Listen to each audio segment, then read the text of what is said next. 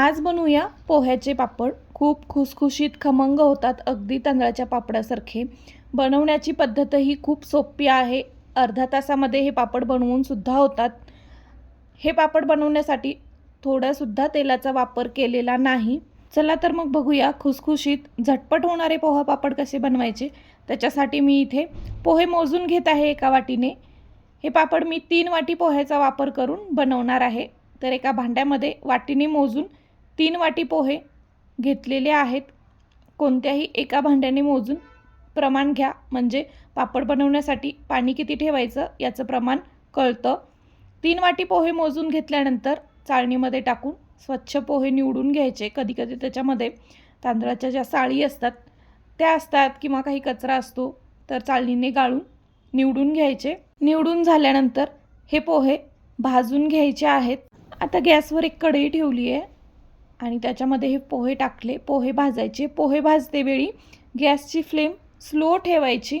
Medium किंवा फुल गॅसच्या फ्लेमवरती पोहे भाजायचे नाही। पोहे हलके पातळ असतात, त्यामुळे भाजायला वेळ नाही लागत। फुल गॅसच्या फ्लेमवरती भाजले तर ते करपतात, त्याच्यामुळे स्लो गॅसच्या फ्लेमवरती पोहे 5-1 मिनिटं भाजून घ्यायचे। पोहे कुरकुरीत झाले पाहिजे एवढे भाजायचे। आता 5-6 मिनिट झालेली आहेत आणि गॅस बंद केला। पोहे भाजून झालेले आहेत। पोहे भाजल्यानंतर थोडेसे गार होऊ दिले आणि बघा, गार झाल्यानंतर हातावरती चुरून बघितले थोडेसे, तर पोह्याचा चुरा होतोय। असे हे पोहे कुरकुरीत होईपर्यंत भाजायचे आहेत। पोहे भाजून झाल्यानंतर पूर्णपणे गार होऊ द्यायचे आणि मग मिक्सरच्या भांड्यामध्ये घालून याला बारीक वाटून घ्यायचे। एकदम पिठासारखं बारीक वाटायचं आहे। आणि आता हे मी वाटून घेतले। वाटून झाल्यानंतर गाळणीने गाळून घ्यायचं, म्हणजे 1-2 पोह्याचा तुकडा वगैरे असेल तर गाळणीवरती अटकतो।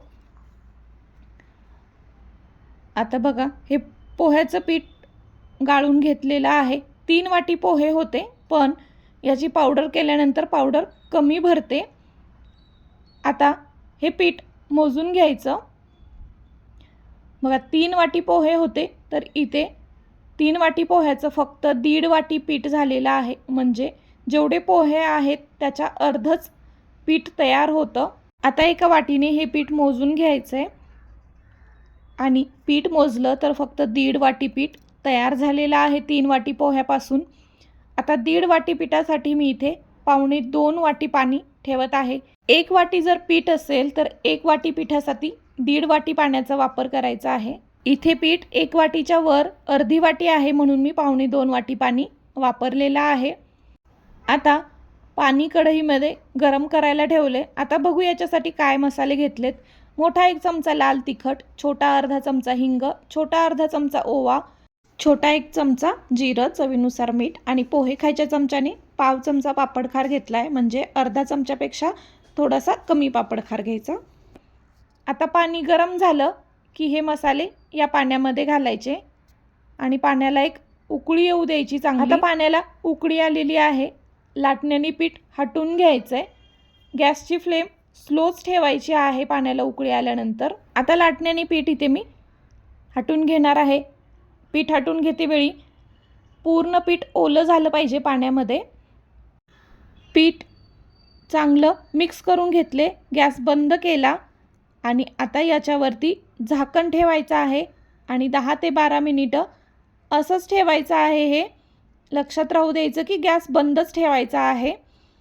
आता 10 ते 12 मिनिटानंतर पिठाला छान वाफ बसली आहे, म्हणजे उकड निघाली आहे चांगली। आता हे पीठ एका कॅरी बॅगमध्ये घालायचं आणि चांगलं मळून घ्यायचं आहे। पीठ गरम आहे अजूनही खूप, त्याच्यामुळे हाताला थोडेफार चटके लागतात, पण गरम असतेवेळीच हे पीठ व्यवस्थित मऊ होतं, मळलं जातं चांगलं। बघा, अशा पद्धतीने कॅरी बॅगमध्ये घालून याला चांगलं मऊ करून घ्यायचं आहे। एकजीव झालं पाहिजे। पीठ चांगलं मऊ मळलं तर पापडसुद्धा छान होतात। बनवतेवेळी तुटत किंवा फाटत नाहीत पापड, त्याच्यामुळं पीठ व्यवस्थित मळणं गरजेचं आहे। तर आता कॅरी बॅगमध्ये घालून अशा प्रकारे मी पीठ चांगलं मऊ होईपर्यंत मळून घेणार आहे। 5-7 मिनिटं लागतात हे पीठ मळण्यासाठी। पीठ चांगलं मळून झालं आहे. कॅरीबॅगमधून बाहेर काढलं आणि कॅरीबॅगवरती ठेवून हाताने अशा प्रकारे त्याला एकत्र त्याचा गोळा बनवून घेतला. आणि बघा पीठ छान मऊ मळून झालं आहे. हे पीठ एका भांड्यामध्ये ठेवायचं आणि वरतून एक प्लेट झाकायची. अशा प्रकारे पीठ गरमच राहू द्यायचे पापड बनवते वेळी. हे पापड मी पुरी यंत्रामध्ये बनवणार आहे. तुम्ही पोळीपाटावर सुद्धा लाटून बनवू शकता. फक्त लाटते वेळी अशा प्रकारे प्लास्टिकवरती लाटा. पोळीपाटावर प्लास्टिक ठेवायचं आणि लाटायचं. तेल लावायची गरज पडत नाही. पिठाचा छोटा गोळा घेतला आणि प्लास्टिकवरती ठेवून बघा पुरी यंत्राने प्रेस केलं. याच्यामध्ये पापड बनवण्याचं कारण म्हणजे पापड एकसारखे होतात, कुठेही जाड किंवा पातळ होत नाहीत आणि साईजही एकसारखी होते. पीठ गरम असतेवेळी पापड बनवावे लागतात. त्यामुळे पोळीपाटावर पापड बनवायचे म्हटलं की एक दोघीची हेल्प लागते, वेळही लागतो. पुरी यंत्रावर पापड बनवले तर कोणाच्या हेल्पची गरज नाही, एकट्याने सुद्धा हे पापड बनवू शकतात. आणि बघा मस्त असे एकाच साईजमध्ये गोल गोल छान पापड तयार होतात. पापड बनवते वेळी लाटते वेळी तेलाचा सुद्धा वापर करायची गरज पडत नाही. पोळीपाटावर लाटले तरी सुद्धा तेलाचा वापर करायची गरज लागत नाही, फक्त प्लास्टिकवरती लाटा.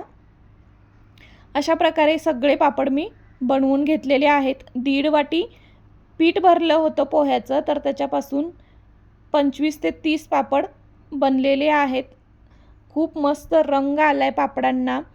आता हे पापड 1 ते 2 दिवस कडकडीत उन्हामध्ये चांगले वाळवून घ्यायचे आणि वाळवल्यानंतर खूप सुंदर रंग येतो पापडांना. बघा मस्त पापड वाळवून झालेले आहेत. खूप छान रंग आला आहे आणि एकसारखी साईज झाली आहे. कुठेही पापड जाड किंवा पातळ झालेला नाही. तर आता हे पापड तळून बघूया. जी पापडाची साईज आहे त्याच्या दुप्पट हे पापड फुलतात. माझं पुरी यंत्र थोडं छोटं आहे म्हणून मी पापड छोट्या साईजमध्ये बनवलेत. पोळीपाटावर लाटणार असाल किंवा पुरी यंत्राची साईज मोठी असेल तर मोठे पापडसुद्धा बनवू शकतात. अगदी तळल्यानंतर कढई भरते मोठे पापड बनवले तर. छोटे छोटेच पापड बनवलेत मी.